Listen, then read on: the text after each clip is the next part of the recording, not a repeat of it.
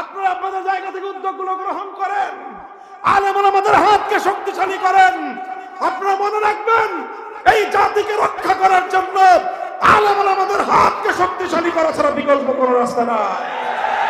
প্রমাণ হয়ে গেছে, বাকি সকলকে আগ্রাসী শক্তি, আধিপত্যবাদী শক্তি সবাইকে কিনতে পারে, আলেম সমাজ বিক্রি হয় নাই, বিক্রি হয় না কোনোদিন।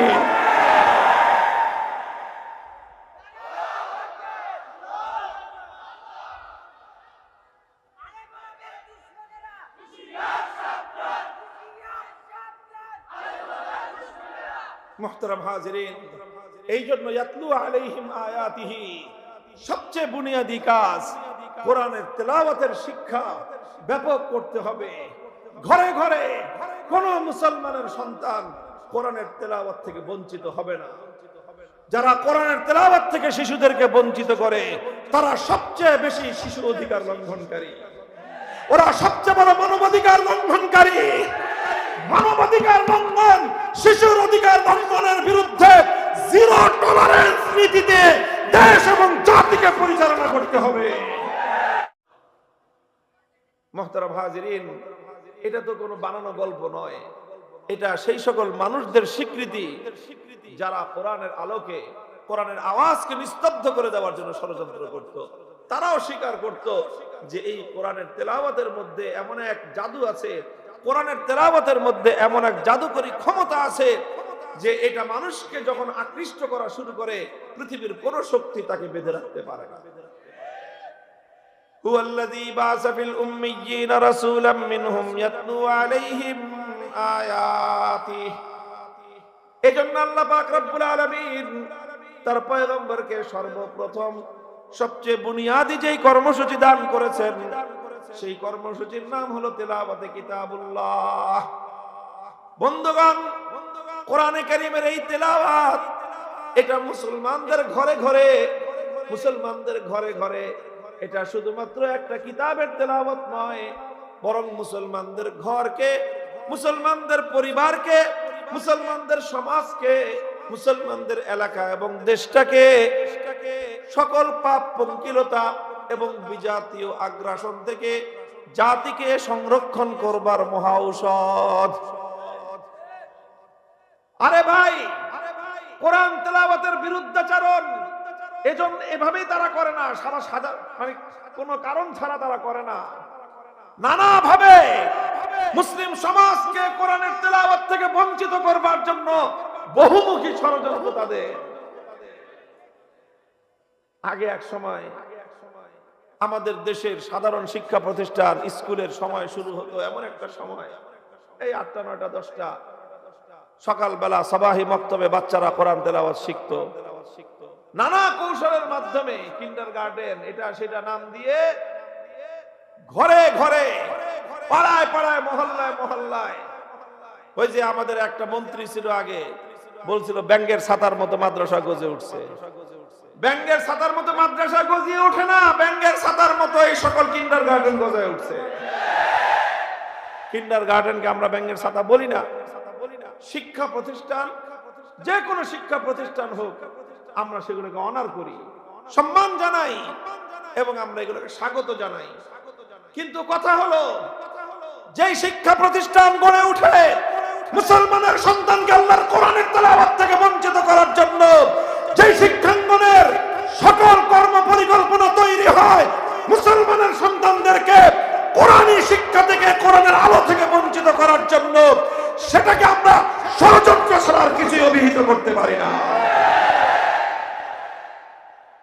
মুহতারাম হাজিরিন, আমরা বলি সারা দুনিয়া শিখো, আমাদের কাছে শিখতে মনে না চায় তাদের কাছেই শিখো।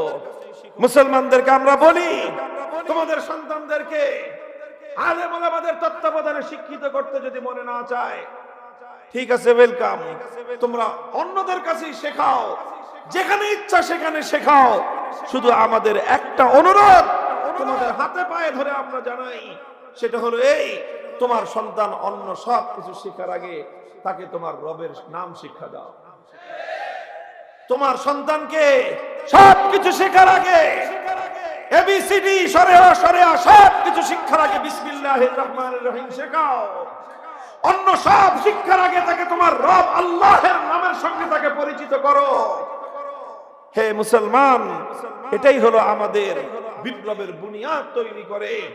কচি হৃদয়ের ভিতরে আল্লাহর কোরআনের তেলাওয়াতের বীজ যখন রোপণ করে দেওয়া হয়, এরপরে তুমি দুনিয়ার তাকে যেখানেই পাঠাও, ইনশাআল্লাহ শিশু বয়সে যেই সন্তান আল্লাহর কোরআনের শিক্ষা গ্রহণ করেছে, নাসার বিজ্ঞানী হয়ে চাঁদের দেশে গেল, তার পক্ষ থেকে আল্লাহর কোরআনের নূর বিচ্ছুরিত হবে ইনশাআল্লাহ।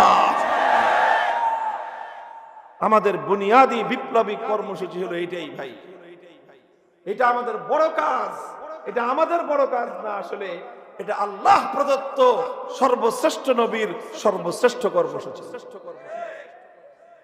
এটা আমি আর আপনি বুঝি না। অনেক সময় আমরা মনে করি এই যে একটা মক্তব চালায় হুজুররা, এই যে হাফিজুর রহমান সিদ্দিকী সব কাম পায় না, এই যে বাচ্চাদেরকে মক্তবে পড়ানোর জন্য ভর্তি করায়, এটা মামুলি মনে করবেন না। এটা মামুলি জিনিস নয়।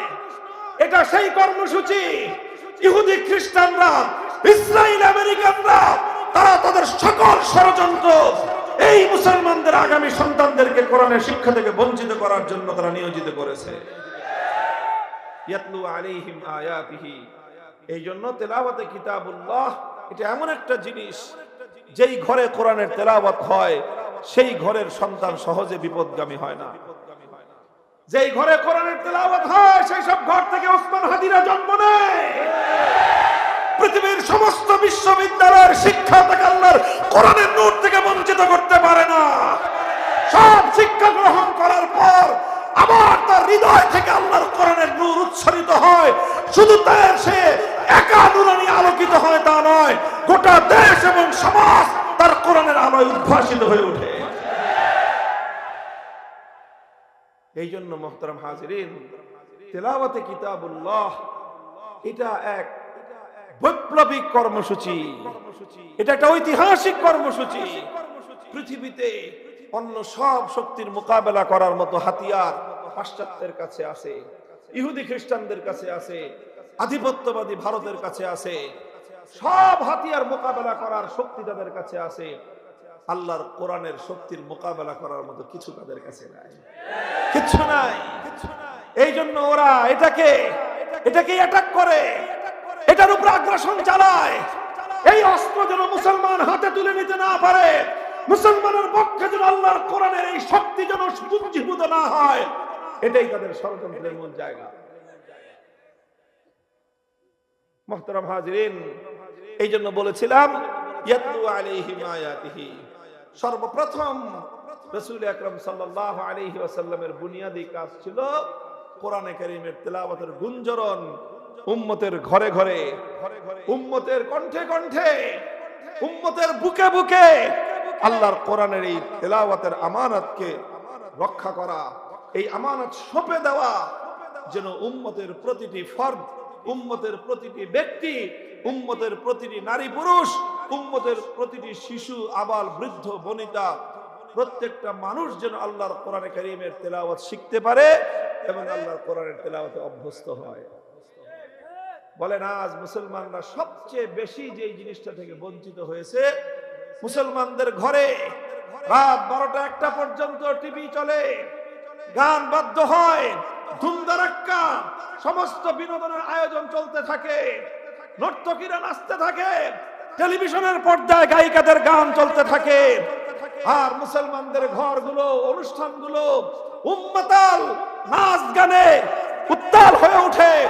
মুসলমানদের ঘরগুলো সকাল বেলায় ঘুমে বিভোর হয়ে থাকে। মরা লাশ যেরকম মুসলমানের ঘর সকাল বেলার দীর্ঘ একটা সময় মরা লাশের মতো পড়ে থাকে। একটা ঘর থেকে আল্লাহর কোরআনের তেলাওয়াতের আওয়াজ শোনা যায়। কোথায় আমাদের পতনটা ঘটেছে চিহ্নিত করার চেষ্টা করেন, ইতিহাস পড়েন, হাদিসের পাতাগুলো পড়েন। রাসূল আকরাম সাল্লাল্লাহু আলাইহি ওয়াসাল্লাম প্রতিদিন বা অনেক দিনই এমন হতো, শেষ রজনীতে আল্লাহ নবী মদিনার অলিতে গলিতে ঘুরতেন, শেষ রাতে অলিতে গলিতে ঘুরতেন। কেন ঘুরতেন? এক একজনের বাসা থেকে, কার ঘর থেকে কোরআনে কারীমের কেমন তেলাওয়াতের সুর ভেসে আসে, আল্লাহর নবী নিজের কর্ণকুহর দিয়ে সেটা শোনার চেষ্টা করতেন। এমন কোন ঘর থাকতো না, এমন কোন ঘর খুঁজে পাওয়া যাবে না মুসলমানদের বিজয়ের যুগে, মুসলমানদের উত্থানের সেই সময়টায়, মুসলমানদের স্বর্ণালী সেই যুগে। আল্লাহর কসম খেয়ে বলি, মদিনার শহরে এমন একটা ঘর ছিল না যেই ঘরের শেষ রজনীতে সেই ঘরের নারী পুরুষ শিশু নির্বিশেষে প্রত্যেকটা মানুষের কণ্ঠে আল্লাহর কোরআনের তেলাওয়াতের সুমধুর ধ্বনি প্রতিধ্বনিত না হতো, এমন একটা ঘর পাওয়া যায়। আর আজ শেষ রাত তো শেষ রাতে মুসলমানের ঘর থেকে কোরআনের তেলাওয়াত আওয়াজ শোনা যাবে, এটা দুই চারটা মোল্লা মৌলবী ছাড়া তো আর সম্ভবই না। আর দুই চারজন যদি তবলিগ জামাতের সাথী, হক্কানি পীর সাহেবের মুরিদান, এই যদি দুই চারজন করে, আর গোটা সমাজ রাত 2টো পর্যন্ত প্রত্যেকটা ঘর থেকে আপনি নাচ গানের আওয়াজ পাবেন, ধুমধারাক্কা বাজনার ধ্বনি পাবেন, কিন্তু এমন ঘর খুব কম পাবেন যেই ঘর থেকে মিষ্টি মিহি সুরে কোরআনের তেলাওয়াত ভেসে আসে। বলেন কথা ঠিক না বেঠিক? আপনারা শুরু করেন। আমরা গ্যারান্টি দিয়ে বলতে পারি, যেই ঘরের মা বাবা প্রতিদিন নিজের ঘরে কোরআনের তেলাওয়াত করবেন, সেই ঘরের কোন সন্তান ইনশাআল্লাহ বিপদগামী হবে না, সেই ঘরের সন্তানরা মাদকাসক্ত হবে না, সেই ঘরের সন্তানরা সন্ত্রাসী হবে না, সেই ঘরের সন্তানরা অন্ধকার পথের যাত্রী হবে না। সেই ঘর থেকে ইনশাআল্লাহ শরীফ ওসমান হাদির জন্ম হবে। কোরআনের তেলাওয়াতকে জাগ্রত করেন, সমাজ বদলে যাবে ইনশাআল্লাহ। ইয়াতলু আলাইহিম আয়াতিহি ওয়া ইউআল্লিমুহুমুল কিতাব। আল্লাহর পয়গম্বরের 2 নম্বর কর্মসূচি ছিল কি? তালিমে কিতাব। 1 নম্বর ছিল তেলাওয়াতে কিতাব, 2 নম্বর ছিল তালিমে কিতাব। তালিমে কিতাব মানে কি? মানে হলো তেলাওয়াত তো করবে কম্পালসারি, প্রত্যেকেই, এভরিওয়ান। তেলাওয়াতে কিতাবুল্লাহ থেকে এক মুসলমানও বঞ্চিত হবে না। 100% মুসলমান 100% কোরআনের তেলাওয়াতকারী হবে। কথা পরিষ্কার? ছেলে হোক মেয়ে হোক, ছেলে হোক মেয়ে হোক। আরে ভাই, ওলামায়ে কেরাম কি করবে বলেন? যত রকম আয়োজন থাকতে পারে মুসলমানের সন্তানকে কোরআনের তেলাওয়াত শিক্ষার জন্য আলেম ওলামারা সব রকম ব্যবস্থা করেছে। আজকাল ওলামায়ে কেরাম মেহনত করে আফটার স্কুল মাকতাব করেছে। বাচ্চাদেরকে স্কুলে পড়ান, আপনার স্কুল টাইমের সাথে শিডিউল ঠিক রেখে 1 ঘন্টার জন্য বাচ্চাকে আফটার স্কুল মাকতাব নামে সারা দেশব্যাপী এক বিপ্লবী কর্মসূচি চলছে আলেম ওলামাদের নেতৃত্বে। 1 ঘন্টা সময় দেন আপনার বাচ্চাকে। প্রত্যেকটা এলাকা আফটার স্কুল মাকতাব করে উঠেছে, ওখানে দেন না 1 ঘন্টা। আপনার ছেলে স্কুলে পড়ুক, তারপরে কলেজে পড়বে, ভার্সিটিতে পড়বে, সারা দুনিয়া জয় করবে। আফটার স্কুল মাকতাব 1 ঘন্টা পড়বে, অথবা সবাহি মাকতাব 1 ঘন্টা পড়বে। আর এখন তো আলহামদুলিল্লাহ প্রতিটি মাদ্রাসায় এমন আধুনিক কারিকুলামে আমরা বাচ্চাদেরকে পড়াচ্ছি। এই যে মাদ্রাসা আপনারা দেখলেন এখন প্রদর্শনী, এখানে ছোট ছোট বাচ্চাদেরকে যেই বয়সে আমরা ক্লাস 5 অথবা ক্লাস 3 পর্যন্ত বাচ্চাদেরকে আমরা সাধারণ শিক্ষায় শিক্ষিত করে দিচ্ছি, যে কোনো স্কুলের শিক্ষার্থীদের সাথে আমাদের মাদ্রাসার ক্লাস 3 ছাত্ররা কম্পিটিশন করতে প্রস্তুত। প্রত্যেকটা সাবজেক্টে প্রস্তুত। বাংলা, অঙ্ক, ইংরেজি সহ যতগুলো সাবজেক্ট, প্রতিটা সাবজেক্টে তারা কম্পিটিশন করবে। ইন দ্য মিন টাইম আলহামদুলিল্লাহ কোরআনে কারীমের বিশুদ্ধ তেলাওয়াত, শুধু বিশুদ্ধ তেলাওয়াত নয়, জাতীয় এবং আন্তর্জাতিক পর্যায়ে কম্পিটিশন করার মতো যোগ্যতা সম্পন্ন তেলাওয়াত সে শিখবে। এই মিয়া, হুজুররা আর কি করবে বলেন? আর কি করবে হুজুররা? সব দোষ তো হুজুরদের। হুজুররা পাঞ্জাবি বড় বড় পরে, জামা দেশে কাপড়ের দাম বাড়ায়, তাই না? হুজুরদের কোনো প্রোডাক্টিভিটি নাই। ইংলিশে বলে মাঝে মাঝে, আবার ওই যে মাঝখানে একটা বের হয়েছিল না, আব্দুল লতিফ সিদ্দিকী, আমার হুজুর আশরাফ আলী সাহেব হুজুর আহমদুল্লাহ আব্দুল লতিফ কাযযাবী সিদ্দিকী হয় কি, যে হজের কোনো প্রোডাকশন নাই, শুধু রিডাকশন। ইংলিশে বলছে, অনেকে বুঝেন নাই। প্রোডাকশন নাই, রিডাকশন মানে হলো খালি খরচ হয়, আয় নাই। বুঝেন নাই? কয় হুজুররা তো দেশের অর্থনৈতিক উন্নয়নে কোনো ভূমিকা রাখে না।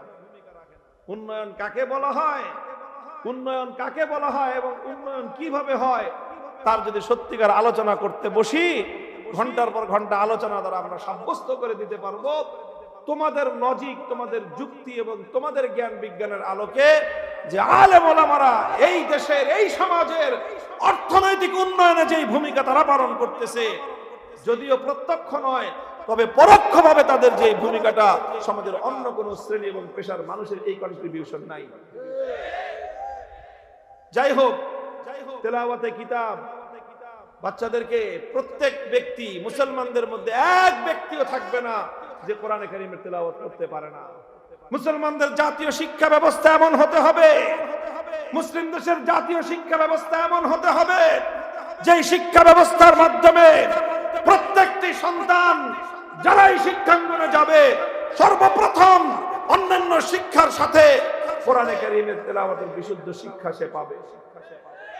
প্রাইমারি স্কুলে গানের শিক্ষক নিয়োগ দাও, নাচানাচির শিক্ষক নিয়োগ দাও, কিন্তু আমরা বছরের পর বছর বলে আসতেছি যে প্রাইমারি স্কুল মুসলমানদের ট্যাক্সের পয়সায় চলে, মুসলমানদের সন্তানরা সেখানে পড়ে, মুসলমানদের ট্যাক্সের পয়সায় সেখানকার ভবন তৈরি হয়, টিচারদের বেতন হয়, সব আমাদের ট্যাক্সের পয়সায় হয়। অথচ সেই প্রাইমারি স্কুলগুলোতে আমাদের বাচ্চাদেরকে কোরআন শিক্ষা দেওয়ার জন্য না সিলেবাস আছে, না একজন করে শিক্ষক নিয়োগ দেওয়ার দাবি পূরণ করার কোনো ইচ্ছা আছে তাদের। এগুলো বলতেছি আমরা, এই পর্যন্ত বলে যাচ্ছি, এরপরে কিছুদিন পরে আর বলা বলি নাই, এগুলো আমরা বাস্তবায়ন করব। স্কুলগুলো আমরা নিজ হাতে প্রয়োজন নিজেদের হাতে দায়িত্ব তুলে নেব ইনশাআল্লাহ। এদেশের মুসলমানদের শিক্ষা ব্যবস্থা আল্লাহর কোরআনকে বাদ দিয়ে জাতীয় শিক্ষা কারিকুলাম চলতে পারে না, সামনের দিনে আমরা চলতে দেব না।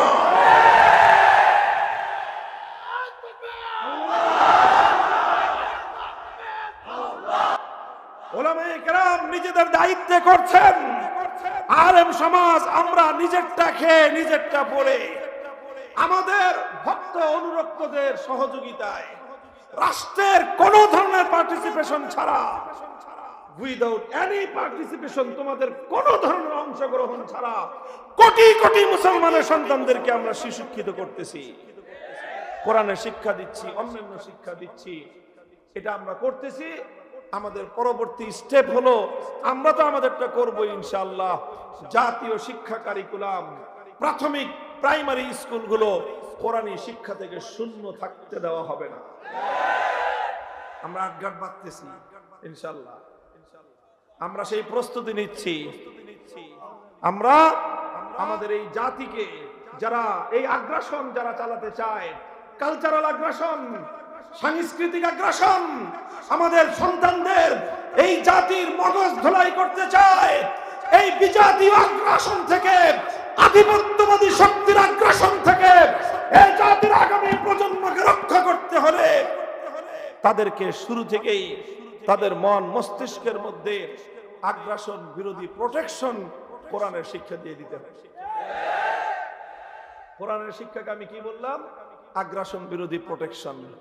তুমি যতই আগ্রাসন চালাও, কোরআনের যদি শিক্ষা থাকে সেটা তোমার সমস্ত আগ্রাসন থেকে আমাদের সন্তানদেরকে প্রোটেক্ট করবে ইনশাআল্লাহ। ভাই, আমি বারবার অন্য সাবজেক্টে যাই, আবার ফিরে ফিরে আমাকে আমার এই জায়গায় নিয়ে আসে আমার আবেগ, আমার ভালোবাসা কোরআনের প্রতি এবং উম্মতের প্রতি আমাদের যে দায়িত্ববোধ, সেটা আমাকে বারবার এখানে নিয়ে আসতেছে কথাটা। আমি আপনাদেরকে বলি, প্রত্যেকে যার যার জায়গা থেকে, আপনি হতে পারেন স্কুলের টিচার, আপনি হতে পারেন কলেজের শিক্ষক, আপনি হতে পারেন কলেজের বা স্কুলের গভর্নিং বডির সদস্য, একজন পরিচালনা পরিষদ সদস্য হতে পারেন। আপনারা আপনাদের জায়গা থেকে উদ্যোগগুলি গ্রহণ করেন, আপনারা আপনাদের জায়গা থেকে উদ্যোগগুলো গ্রহণ করেন, আলেম ওলামাদের হাতকে শক্তিশালী করেন। আপনারা মনে রাখবেন, এই জাতিকে রক্ষা করার জন্য আলেম ওলামাদের হাতকে শক্তিশালী করা ছাড়া বিকল্প কোনো রাস্তা নাই। প্রমাণ হয়ে গেছে, বাকি সকলকে আগ্রাসী শক্তি, আধিপত্যবাদী শক্তি সবাইকে কিনতে পারে, আলেম সমাজ বিক্রি হয় নাই, বিক্রি হয় না কোনদিন।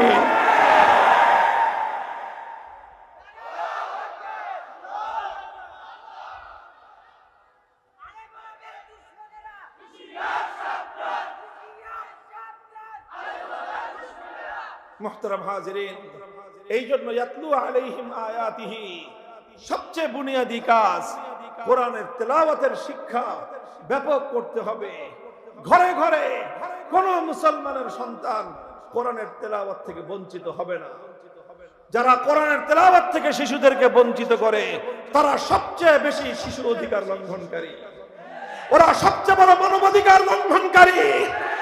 মানবাধিকার লঙ্ঘন, শিশুর অধিকার লঙ্ঘনের বিরুদ্ধে জিরো টলারেন্স নীতিতে দেশ এবং জাতিকে পরিচালনা করতে হবে।